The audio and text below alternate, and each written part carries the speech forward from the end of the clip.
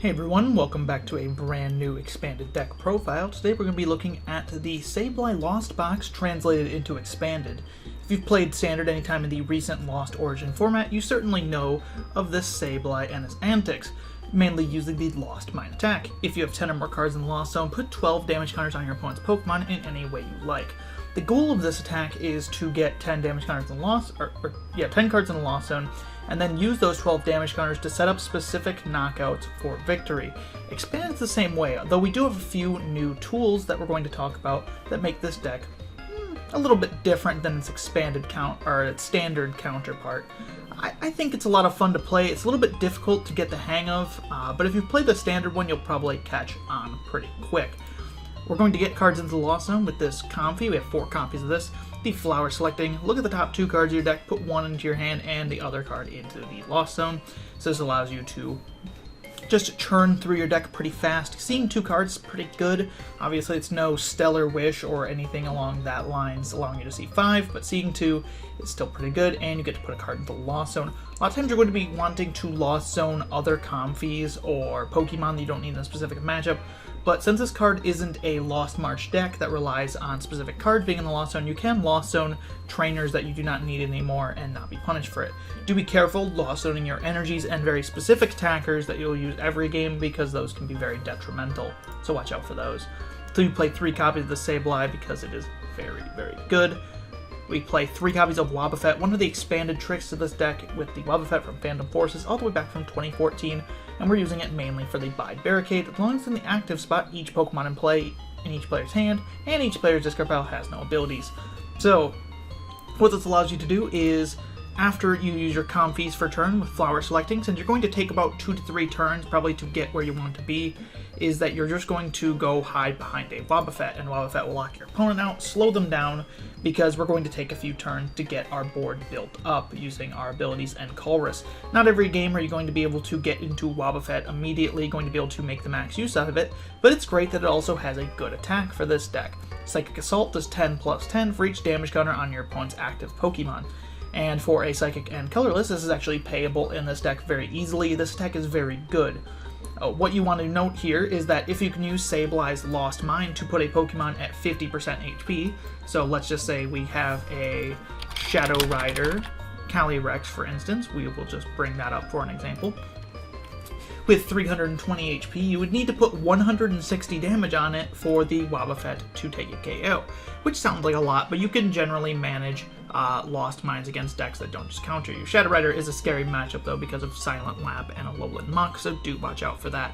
Psychic Assault though is an absolutely great attack. Bide Barricade, absolutely great for buying you time in lots of matchups. Wobbuffet's been a joy to play with. And it's your secondary attacker. We have another secondary attacker here in Cramorant with the Lost Provisions. If you have 4 or more cards in the Lost Zone, ignore all energy in this Pokemon's attack cost. So for free, we're going to use Spit Innocently for 110, not affected by weakness. 110 isn't a lot, but similar to the way that Sableye plays with Lost Mine, it's great for setting up damage on the opponent's Pokemon. Could potentially bump up and move the counts around these Pokemon if you want to use more Cramorants than you do Wobbuffets. I like starting Wobbuffet though, more than Cramorant. And 1 Cramorant generally does pretty good. We have Pokemon Recovery if you want to use it again. And, 110 is not amazing, so you're only going to need to use it usually once or twice a game. It can set up really great math, though, on Pokemon. For instance, a V Pokemon, we'll just use it since we have it up. Shadow Rider V has 210. A lot of Vs have 210 to 220 HP. If you hit them once with the Spit Innocently, you will then be able to Bide Barricade them for knockout. And because the attack takes 0 energy, you don't have to worry about the energy cost in Cramorant. 1 copy of Radiant Charizard with Excited Heart. I don't like this card, to be honest, because this is my least favorite Pokemon drawn by my least favorite artist. Kind of an ironic thing there, but pays colorless less for each prize card your opponent has taken. So if your opponent has taken 2 prize cards, we're paying for Fire, colorless. That's generally the most you'll be able to do. I have used it when the opponent's only taken 1 prize card, though it's generally pretty difficult to manage that. Generally, you're going to be using it when your opponent takes either 2 or 3 or 4 more prize cards. And just doing 250 damage with Combustion Blast is very strong. You do see we played a 2 fire energy down there to pay that base fire cost.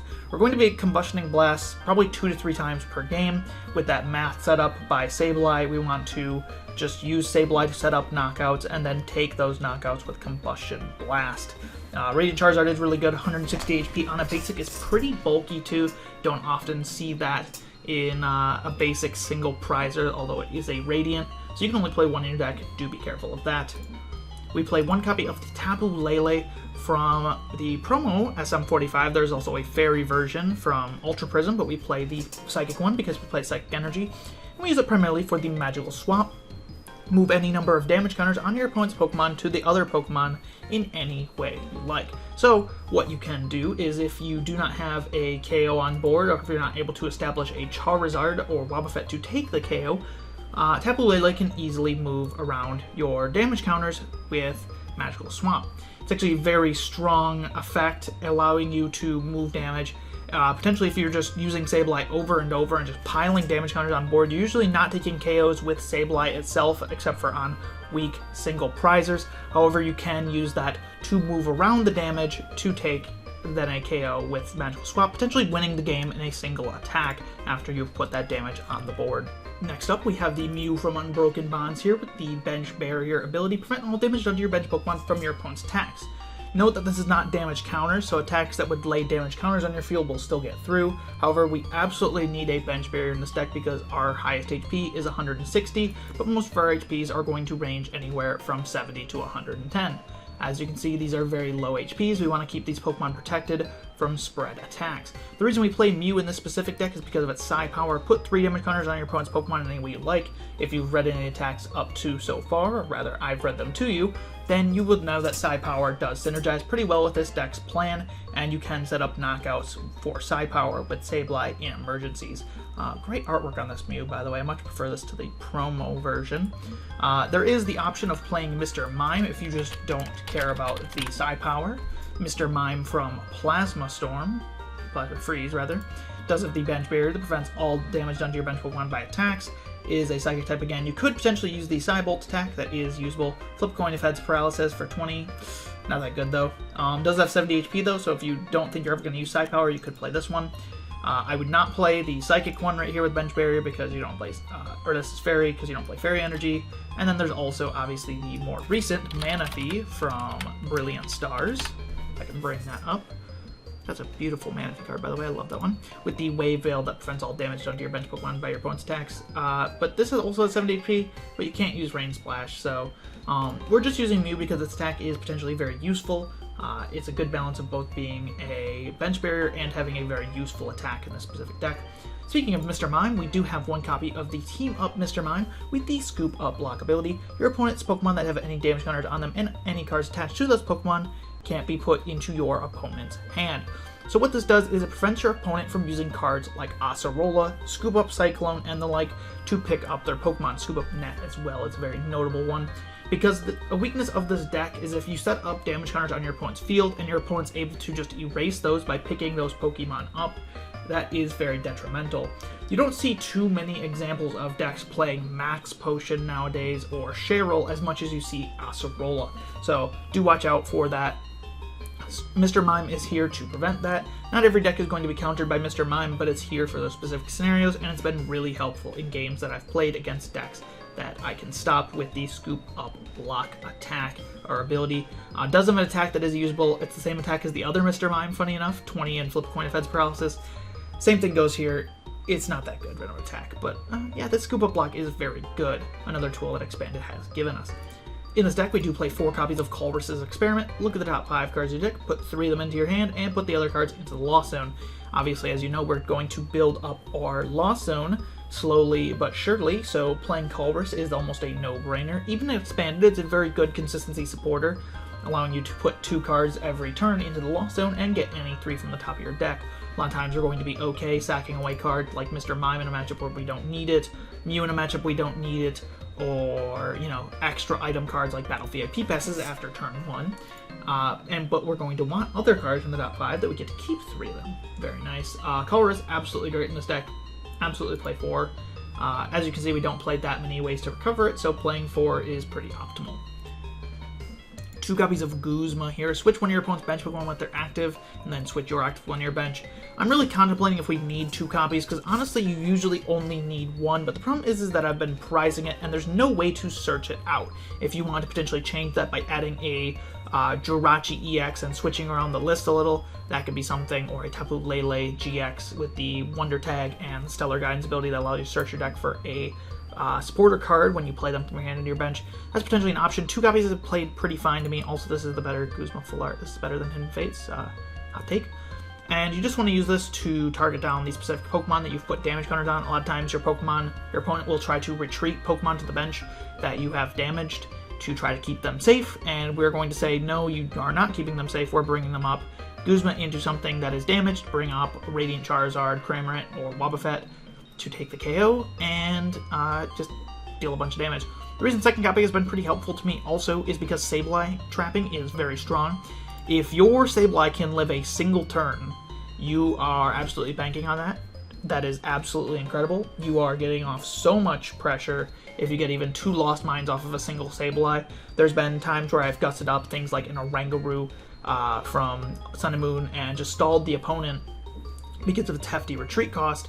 Well, I just put 10 damage or 12 damage counters on my opponent's field in any way I like twice. And that is just so impactful. If you get that off, you're probably just winning the game, honestly. So something to keep in mind with Guzma there. 1 copy of Mallow here. It jumped.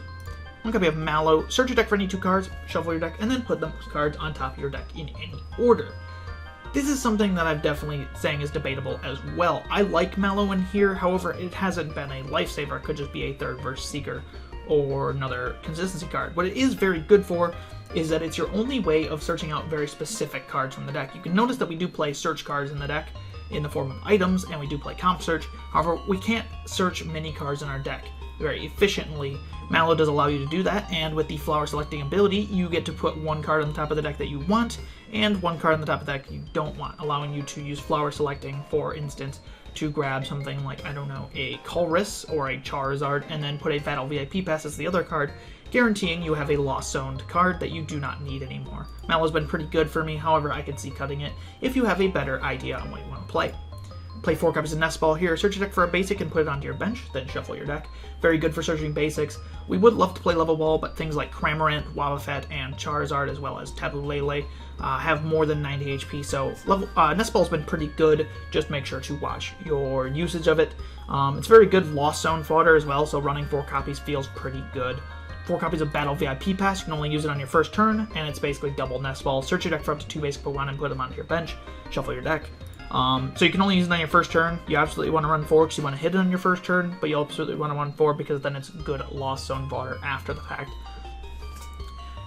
Yeah, so you want to use VIP Pass turn 1, typically to get down a couple Comfeys, Wobbuffet, maybe a Sableye. You don't usually want to put Charizard into play unless you just have no other way to search it. Generally, you can find Charizard over the course of a game when you need it, unless he is prized. Speaking of prizing him, we're going to skip a slot to Hisuian Heavy Ball. Look at your face down prizes, reveal a basic Pokemon you find there, and put it into your hand. Then put Hisuian Ball in its place and shuffle it into the prizes. So if your Charizard's prized, if your specific matchup piece, like one of these 3 is prized, if your Sableye is prized, you can get it out early with Hisuian Heavy Ball. Very strong card. 1 copy feels pretty good. 2 copies of Fog Crystal allows you to search for a basic Psychic Energy or a basic Psychic Pokemon, reveal it, and put it into your hand. So allows you to get your Psychic Energies and allows you to get your all of your Psychic Pokemon here are basic. This could be moved around if you have a better idea. Again, Level Ball could work, but it's nice having an extra out to energy has been very helpful. Potentially could run some other search options or even put this more into consistency supporters. I haven't found that necessary, but that's just me. 4 copies of Scoop Up Net. Put one of your Pokemon that isn't a VRGX into your hand. We want to be able to get our Wobbuffets out of the active when we need, and we want to be able to use multiple flower selectings per turn. Flower selecting does not limit you to 1 per turn, so as long as you can keep getting new Comfeys in the active, and when you pick it up it resets, then you can use as many flower selectings as you'd like. If you can just do that over and over and over and over again, you can potentially get up to 4 or 5 uses of flower selecting in a single turn. To assist with that as well, to a lesser extent, we have Switch Cart here. Switch one of your active basic Pokemon with one of your bench, then heal 30 damage from the Pokemon you move to your bench. This can be moved up in count, honestly, if you want to go more into the consistency switching, and I would not blame you there. 2 copies is played okay though.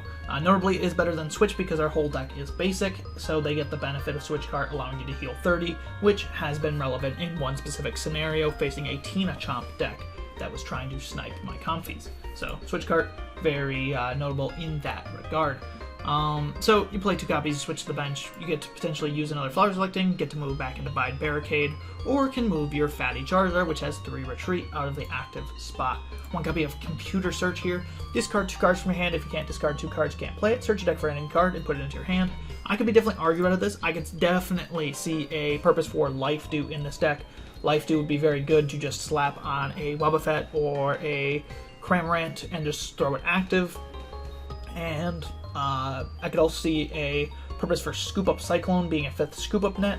I could see a purpose for Dowsing Machine to reuse your cards. Mainly I just have it here because I want to find Colress on turn 1. So it's a 5th out to Colress. You could potentially run a Random Receiver as well. There's a lot of things you could do with this spot. I don't think Computer Search is necessarily the best card. You could choose another A-Spec and make it work better. I just haven't tested with any, so this is what I'm rocking. 2 copies of Mirage Gate. You can only use it if you have 7 or more cards in the Lost Zone. Search your deck for up to 2 basic energy cards of different types. Attach them to your Pokemon any way you like. This is a very skill-based card. You'll have to be very careful when playing it that you have your correct energies in deck, because you only have 2 copies of it. So you can get burned very easily if you are not properly set up for it. You can potentially use this to power up to Charizard, as well as Lele, and as well as Wobbuffet to pay for those attack costs that take more than 1 attachment. Sableye is more lucky on the case where you can usually attach from hand, but if you do not have it from hand, you can also use a Mirage Gate to attach to Sableye. Yeah, we play an energy split for that reason, and for the fact that we need to power up Charizard. Just be careful, make sure you've used your Ordinary Rods in good sequencing so that you have those energies in your deck. You also be careful not to Lost Zone a bunch of energy. 1 copy of Lost Vacuum. You can only use it if you put another card from your hand in your Lost Zone, choose a Pokemon tool, attach to any Pokemon or any stadium in play, and put it into the Lost Zone. So one of the things that this deck does struggle with heavily is Path to the Peak. Not Path to the Peak, Silent Lab. Silent Lab turns off our Lost Precisions, our Bide Barricade, our Flower Selecting, Bench Barrier, Scoop Up Block. We don't like Silent Lab. We also don't like stadiums in particular that would make it more difficult for us to move around, such as the Collapsed Stadium in Parallel City. So, what we do in that regard is that we just play 1 copy of Lost Vacuum. It helps accelerate our board state into the Lost Zone because it's getting an extra card into the Lost Zone for us, and it can be used to potentially counter a Silent Lab. So do be careful with Silent Lab. It is scary. You can potentially just run a 3rd Chaotic Swell over this, but I find this to be more widely applicable, splitting the count. 2 copies of Ordinary Rod. Choose 1 or both. Shuffle up to 2 Pokemon or shuffle up to 2 basic energy from your Scoop into your deck. This allows us to get back our attackers for repeated attacks with Radiant Charizard especially, and also for our utility attackers like Cramorant and Lele. Also allows us to keep getting those energy back for the Mirage Gate that I said before, where they need to be in deck. 2 copies is absolutely essential. You cannot run 1. You absolutely need 2 in almost every single game. I don't worry about running 3 because usually you've unprized the second one by the time you need it. 2 copies of VS Seeker. Put a supporter card from Mr. Bell into your hand. Allows you to mainly reuse Colress and Guzma. I have reused Mallow though before. Colress allows you to obviously get more cards in the Lost Zone, so if you can just keep on utilizing Colress, you'll eventually have what you need in your hand. And then Guzma allows you to obviously gust Pokemon. Do be careful about Lost Zoning both of your Guzmas, because then you won't be able to gust anymore, even with the help of VS Seeker. 3 copies of Float Stone. Pokemon this card is attached to has no retreat. We'd love to play U-Turn board, but unfortunately we have some big retreat Pokemon like Wobbuffet and Charizard, so we need to play Float Stone. Float Stone is usually going to be attached to a Wobbuffet or a Comfey to move them around the field, to use your Flower Selecting and your Bide Barricade to the best extent. I could definitely see bumping this down to a 2nd copy, or to 2 copies, so you can play a 3rd Switch Cart, because it's more generally applicable because you don't have to leave the tool on there. There have been games where I've been burned because I had to attach a Float Stone to a Charizard to move it, and I want to attach something else later. What do we want to attach later? Well, Counter Gain is one of my favorite cards in this deck. If you have more prize cards remaining than your opponent, which you usually do for most of the game, the attacks of the Pokemon this card is attached to cost colorless less. What this allows you to do is it allows you to more easily power up your Wobbuffet, your Lele, and your Charizard. Obviously, I spoke about Mirage Gate earlier also being a thing you can use, and that's great. However, what if we're behind on prizes? We can just attach a single tool card and account as that energy. Notice that Magical Swap takes 1 Psychic, 1 colorless, now becomes just 1 Psychic attachment from hand. Bide Barricade with the same cost also just becomes 1 Psychic from hand. And it allows us to more easily power up Radiant Charizard. That means if your opponent has taken 3 prize cards and we attach a counter gain, then our Combustion Blast only costs 1 fire. A lot of times it is really good for early game aggression with Charizard if you need be. If you just have a Pokemon that you can't stand that your opponent has in play, you can just rid it out of play by just getting a 1 prize down Charizard, which I have done before. I've even gotten a 0 prize down Charizard, but a 1 prize down Charizard is pretty realistic. If you attach Fire from hand, Mirage Gate these 2 energy, and then counter gain this one, and this one is free from the ability, then you can use Combustion Blast when your opponent has only taken 1 prize card, which is very good. We have 2 copies of Chaotic Swell here. Whenever each player plays a stadium card from their hand, discard that stadium card after discarding this one. So you essentially just bump your opponent's stadiums that they try to play, keeps Silent Lab at bay, keeps things that we don't like out of play. Do let your opponent play stadiums if they're playing things like Training Court, because those can be very helpful for keeping your attachments. Though do also keep in mind that you don't want to overuse Training Court, because you do want those to be in deck for Mirage Gate. But you can take advantage of some stadiums. Mainly, though, we just want to keep Silent Labs out of play. Splitting this with Vacuum also allows you to prevent your opponent from locking your stuff with something like the Shadow Mist attack. I thought I had Shadow Rider up to show that, which locks your use from playing any stadiums. So Lost Vacuum splitting with Chaotic Swell feels good there. 2 copies is absolutely necessary. Wouldn't play less, though I think 3 is a bit much when you can just play a Lost Vacuum. 4 copies of Psychic and 2 copies of Fire to round out the list. Potentially could be higher on the energy, so it doesn't feel as bad to Lost Zone 1. Generally, I don't struggle to find the energy when I need it. This deck runs pretty good. It struggles with hand disruption such as Marnie and N, especially Marnie early game. If you've Colressed twice and your opponent just Marnies you, a lot of times that can be pretty tough, especially combined with disruption in other forms such as Silent Lab, threatening if you don't have a Chaotic Swell in play. But it is a lot of fun. It's an extension of the standard strategy of Sableye Lost Zone, so maybe give it a few tweaks to your liking and make it the best deck there ever was. Not that it ever will be, but it's a lot of fun to play. Thank you all so much for watching, and I'll see you in the next expanded deck profile video or tabletop gameplay content.